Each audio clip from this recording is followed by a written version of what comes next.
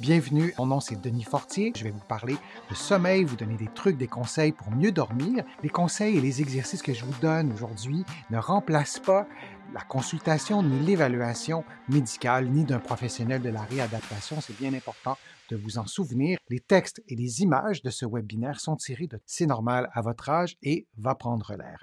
Maintenant, votre sommeil est-il réparateur? Vous voyez à l'écran un questionnaire. C'est intéressant de répondre aux questions. Bien sûr, si je vous demandais est-ce que votre sommeil est réparateur, vous n'avez probablement pas besoin de moi pour vous le dire. Par contre, le fait de voir ces items, le fait d'y répondre peut peut-être vous aider à prendre conscience de certains problèmes et vous pourrez refaire le test plus tard, ce qui vous permettra peut-être aussi d'identifier non pas des lacunes, mais des stratégies pour arriver à mieux dormir. Alors, vous pourrez remplir ce questionnaire-là et le remplir à nouveau dans 2, 3 semaines, un mois, quelques mois, peu importe. Maintenant, l'insomnie. Qu'est-ce que l'insomnie? C'est une insatisfaction quant à la qualité et à la quantité du sommeil et pour être précis, une insatisfaction de la personne, de vous-même en l'occurrence. Il y a donc une part de subjectivité dans l'insomnie. Donc, il y a ça. Et il y a aussi des symptômes qui se manifestent durant le jour, comme la fatigue, une baisse d'énergie, une difficulté de concentration. Et là, on pourrait faire une longue liste d'effets, de symptômes donc négatifs qui sont liés à l'insomnie, mais il y a une part de subjectivité. Alors, si vous dormez peu d'heures, si vous vous réveillez quelques fois par nuit, mais pour vous, fonctionnez tout à fait normalement, ça peut être considéré comme quelque chose de normal. Vous ne souffrez pas nécessairement d'insomnie. Et à l'inverse, si vous dormez un nombre d'heures théoriquement suffisant, vous ne vous réveillez pas, mais vous avez des symptômes, notamment de fatigue, un peu ce que vous voyez à l'écran, c'est considéré comme de l'insomnie. Il y a plusieurs causes de l'insomnie. Il y a plusieurs catégories d'éléments qui nous aident à mieux comprendre aussi d'où provient cette insomnie. Alors, vous voyez à gauche de l'écran la santé physique. Si vous êtes malade, si vous êtes hospitalisé, si vous avez une chirurgie, bien, tout ça, et on pourrait faire une longue liste, c'est possible que votre sommeil soit perturbé, que vous souffriez d'insomnie en raison d'un problème de santé physique. Il y a aussi les processus de vieillissement. Je vous disais que le fait de vieillir, l'avancée en âge, n'est pas un problème en soi. Par contre, si certains changements hormonaux font en sorte de perturber votre sommeil, et ces changements hormonaux peuvent parfois être associés à l'avancée en âge. Alors, il y a d'autres mécanismes, d'autres choses qui se passent pendant l'avancée en âge qui peuvent entraîner de l'insomnie au-delà de la fragmentation du sommeil, comme je vous le disais, qui est considéré comme quelque chose de normal.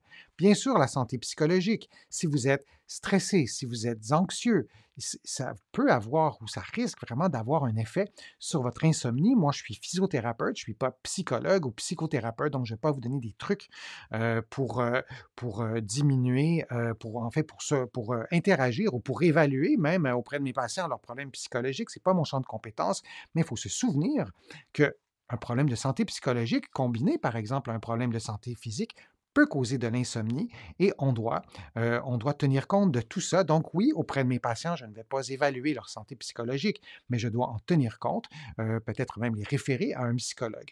Un autre élément aussi qui est vraiment fondamental, c'est votre environnement. Vous pourriez vous poser la question, quelle partie quel aspect de votre environnement, d'après vous, perturbe en ce moment votre sommeil? Et je reprends une autre gorgée d'eau. Ça peut être la température de la pièce, ça peut être une pièce, votre chambre, peut-être l'air est trop sec, ça peut être le bruit aussi. Et donc, vraiment, l'environnement, c'est important de faire le tour de cette question-là si on veut régler un problème d'insomnie. Votre situation personnelle aussi. Évidemment, il y a plein d'éléments dans ça. Par exemple, je vous donne un seul exemple, vous déménagez et votre sommeil est perturbé pour mille et une raisons, ne serait-ce que le fait de ne pas dormir au même endroit, sans nécessairement que votre santé psychologique soit affectée, et peut-être même que l'environnement est peut-être même mieux qu'avant, mais vous pourriez être déstabilisé et avoir de la difficulté à dormir. Alors, il y a plusieurs éléments dans notre santé, dans notre situation personnelle, pardon, bien que ce ne soit peut-être pas un problème ou pas du tout un problème de santé, mais qui altère le sommeil. Je suis conscient que ce sont des grandes lignes que je vous donne. Évidemment, le webinaire dure 90 minutes. On aurait pu en parler pendant 3 jours sans exagérer. Mais je pense qu'en début comme ça de rencontre, c'est intéressant de faire un tour d'horizon parce qu'on ne parlera pas de tous ces points-là et je ne veux surtout pas sous-entendre, en parlant moins ou en parlant très peu, que ces points ne sont pas importants. Par exemple, votre situation personnelle, par exemple, votre santé psychologique. Alors, souvenez-vous de ces éléments qui doivent être tenus en considération. Alors, il y a peut-être des trucs que je vais vous donner aujourd'hui que vous allez utiliser, mais n'oubliez jamais qu'il y a d'autres éléments aussi qu'on abordera un peu moins qui peuvent affecter votre sommeil et causer de l'insomnie. Les conséquences d'un mauvais sommeil, elles sont nombreuses. Je vous en cite quelques-unes.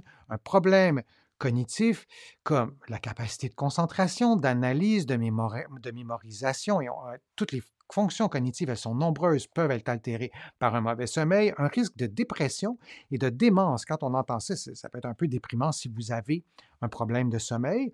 On sait qu'il y a des choses à faire aussi pour prévenir la dépression, même pour prévenir la démence, mais de savoir que c'est un facteur de risque, peut-être ça peut nous motiver aussi à prendre soin de son sommeil et vous êtes plus à risque aussi de douleur si vous dormez moins bien.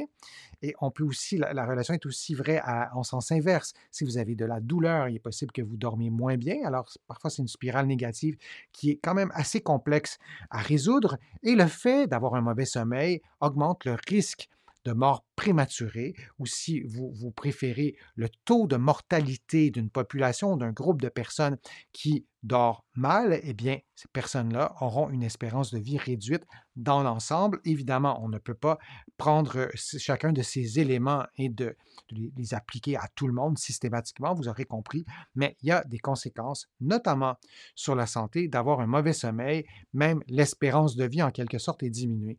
Et là, vous voyez des pistes de solutions. Et là aussi, on fait un tour d'horizon et ensuite on entrera un peu plus dans le détail, mais je vais quand même vous donner quelques éléments pour chacun de ces points-là. Le premier en haut à gauche, la normalisation, on en parle peu. C'est important pour moi de vous en parler aujourd'hui. Souvent, on a de la difficulté à dormir. Souvent, ça nous stresse, on est anxieux. Moi, j'ai des patients, par exemple, qui ont des douleurs au dos et qui sont stressés d'aller au lit parce qu'ils savent qu'ils vont mal dormir en raison notamment de leur douleur au dos.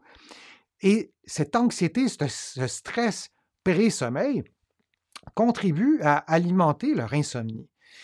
Et là, on pourrait donner beaucoup d'autres exemples aussi. Alors, la normalisation, ça peut peut-être vous aider aussi à diminuer le niveau d'anxiété pré-sommeil, si je peux le dire comme ça.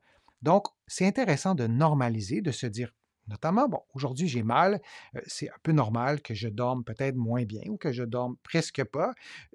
On peut aussi avoir d'autres motifs. Si j'ai une perturbation psychologique, peu importe la raison, j'ai des soucis au travail, ben, ça peut être normal de moins bien dormir et peut-être que je dormirai mieux demain. Peut-être que je vis un deuil et je sais que les prochaines semaines, ça sera plus difficile et de normaliser, et ça ne veut pas dire banaliser, ça ne veut pas dire de ne rien faire, mais de se dire que c'est une réaction normale du corps, de l'esprit, des émotions, de tous les aspects physiques du corps humain, de moins dormir. Le deuxième élément, c'est l'activité physique comme piste de solution, de faire de l'activité physique. Et ça aussi, ça a été bien démontré. Ça tend à favoriser un meilleur sommeil parce que vos muscles se contractent, parce que votre système en entier est stimulé, parce que vous vous exposez aussi souvent à la lumière. Lorsqu'on fait de l'activité physique, ben, bien souvent, on fait l'activité physique à l'extérieur. Et l'exposition à la lumière, et ça, c'est absolument fondamental pour mieux dormir, exposez-vous à la lumière, allez dehors, allez jouer dehors. Un de mes livres s'appelle Va prendre l'air, mais j'aurais pu aussi donner le titre Va prendre du soleil, va prendre de la lumière, ça va ensemble. Et le fait de s'exposer à la lumière, l'horloge biologique, notre horloge interne qui est bel et bien réelle, qui est minutée, qui est synchronisée, doit être réajustée. Dans ce sens, c'est un mauvais côté, doit être réajustée chaque jour, chaque 24 heures, chaque cycle. On doit réajuster cette horloge biologique et le fait de s'exposer à la lumière nous aide à réajuster l'horloge biologique. Alors, l'activité physique nous permet souvent de s'exposer à la lumière et aussi, dans l'autre encadré, les activités sociales pour les mêmes raisons.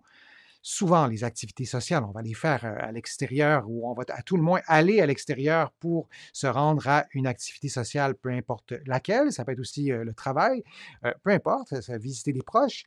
Alors, on s'expose à la lumière et là aussi, ça a des bienfaits sur le sommeil et les interactions avec les autres aussi. Quand on a des soucis, quand on a un contexte de problèmes psychologiques, le fait de rencontrer d'autres humains, ça peut nous aider aussi à calmer peut-être les choses. Les siestes, c'est un long débat. Doit-on faire des siestes ou non quand on a de l'insomnie? Je pense qu'on ne peut pas répondre, on ne peut pas donner une réponse unique à ça. Ce qu'on sait par contre, c'est que si vous faites de l'insomnie, si votre sommeil n'est réparateur, en général, on déconseille de faire de longues siestes. Donc, après 30 minutes, c'est peut-être un peu risqué de briser votre cycle de sommeil. Lorsque irez au lit, peut-être que vous ne serez pas suffisamment fatigué et peut-être que ça déprogrammera un petit peu votre sommeil. Par contre, moi, j'ai des patients qui font une sieste d'une heure. C'est mon cas personnel à moi. Je me lève très tôt. Je me lève à 4 heures du matin. J'ai toujours été un lève-tôt, même enfant. Et je fais une sieste d'une heure durant le jour. Et ça a toujours été comme ça. Et moi, je vis bien comme ça. Mais ce n'est pas nécessairement la bonne solution pour tout le monde. Et votre solution, pour répondre à la question des siestes, ce n'est peut-être pas la même réponse ou la bonne réponse pour quelqu'un d'autre. Mais en général, si on a des troubles du sommeil, on essaie de ne pas prolonger nos siestes. Et chez certaines personnes, on essaie de ne pas faire de sieste quand c'est possible. Et si votre sommeil est fragmenté et pour mille et une raisons, vous trouvez pour vous que de faire une sieste, c'est une bonne idée, ça peut être recommandé. Par contre, on fait une sieste volontairement. On ne s'installe pas devant le téléviseur, puis finalement, on s'endort un peu à n'importe quelle heure pour un peu n'importe quelle durée. C'est bien important de faire une sieste à des heures relativement fixes et de mettre une minuterie ou un cadran pour ne pas faire une sieste, comme je vous le disais, qui est trop longue. Maintenant, pour les médicaments, moi, je suis physiothérapeute, je ne suis pas médecin, alors je ne prescris pas de médicaments. Les médicaments ne sont pas mon champ d'expertise, mais évidemment, lorsque je traite des patients, c'est une question qu'on doit leur poser. Quels médicaments vous prenez? Et plusieurs de mes patients prennent des médicaments pour dormir. Et ces médicaments, en tout cas ici au Québec, beaucoup en France, je crois, et certainement dans plusieurs autres pays, les médicaments pour dormir, on en abuse souvent collectivement. Je pense qu'on en prend beaucoup trop. Il y a un site web qui est excellent. Si vous tapez sur un moteur de recherche Choisir avec soin, vous allez trouver vraiment une longue liste de conseils spécifiquement, des conseils qui concernent les médicaments pour dormir, les benzodiazépines par exemple. Et pour plusieurs de ces médicaments, on peut développer une accoutumance. Et lorsqu'on essaie d'arrêter ces médicaments, on se rend compte qu'on fait de l'insomnie. Alors on se dit, ben, je vais continuer à en prendre puisque je fais de l'insomnie si j'arrête. Et dans certains cas, c'est plutôt des symptômes de sevrage. Et encore une fois, votre médecin ou votre pharmacien serait mieux placé pour vous en parler, mais on doit absolument se poser la question, est-ce que les médicaments pour dormir sont-ils indispensables? Si on les prend depuis plusieurs mois, on doit vraiment se poser la question, est-ce qu'on doit continuer à prendre ces médicaments? Dans beaucoup, beaucoup de contextes, ces médicaments ont été élaborés, ont été conçus pour un usage de courte durée. Alors, lorsqu'on en prend depuis 6 mois, tous les jours, en général, on déconseille, mais encore une fois, parlez-en à votre médecin et à votre pharmacien et bien sûr au médecin qui vous a prescrit les médicaments. La mélatonine, hein, on peut la prendre en comprimé.